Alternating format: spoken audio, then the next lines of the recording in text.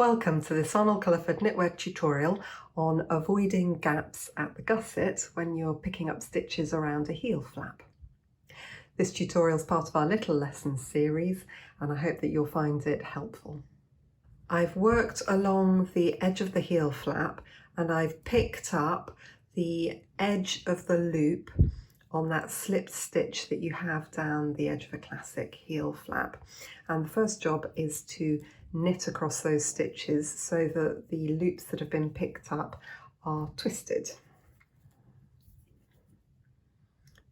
So, because they're mounted on the needle with the leading leg at the rear, I'm just knitting into the front because that will automatically twist the stitches.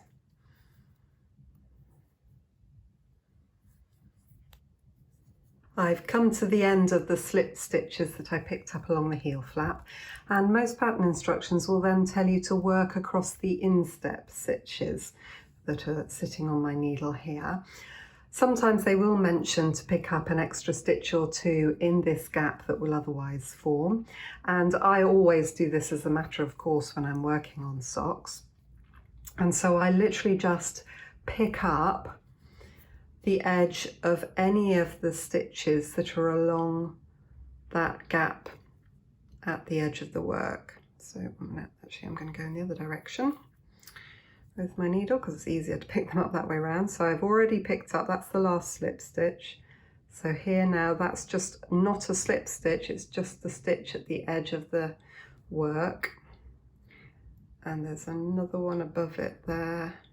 And I'm also going to go into the stitch at the base of the next stitch on the needle. So I've got 3 loops there and I'm going to work into each of them to twist them. And hopefully that's going to ensure,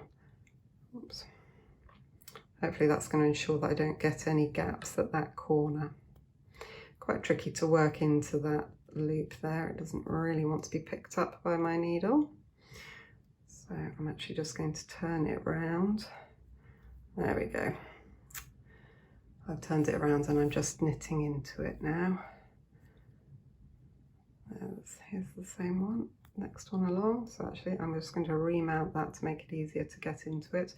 And I'm twisting them. So I'm remounting them so that I can work through the back loop. Sorry, I've wobbled a bit there. And then this is the stitch that was on the below the stitch on the needles, and again I'm working into the back of that. And can you see how working those extra stitches there has then tightened up that gap between the end of the heel flap and the beginning of the instep?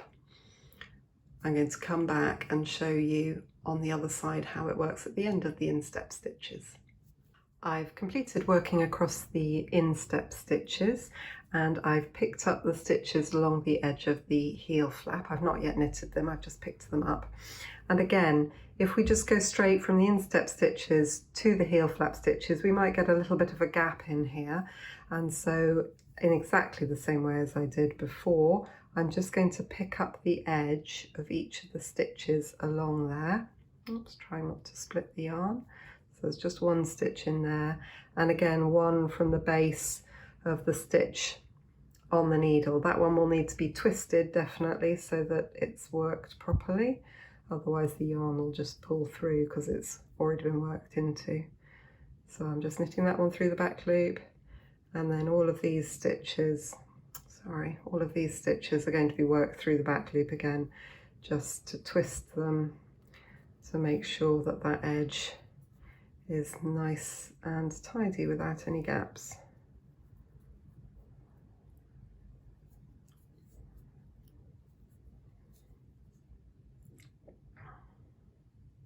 I hope you found that useful to see how I pick up extra stitches at the top there to avoid the gap you sometimes get when you work a gusset and heel flap heel turn.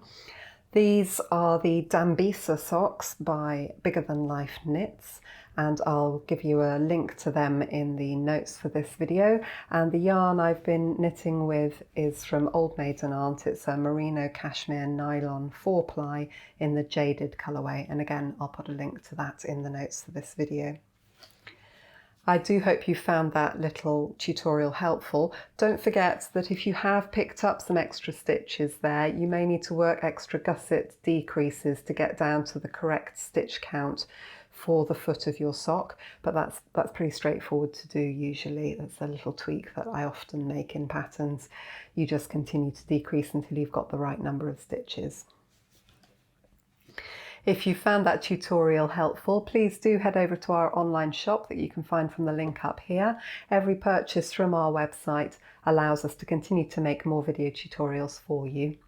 And if you've enjoyed it, then obviously you can subscribe by clicking on the button at the bottom right-hand corner of the screen, and then you'll be sure to know when we release our next video. Thanks ever so much for watching. Take care. Bye-bye.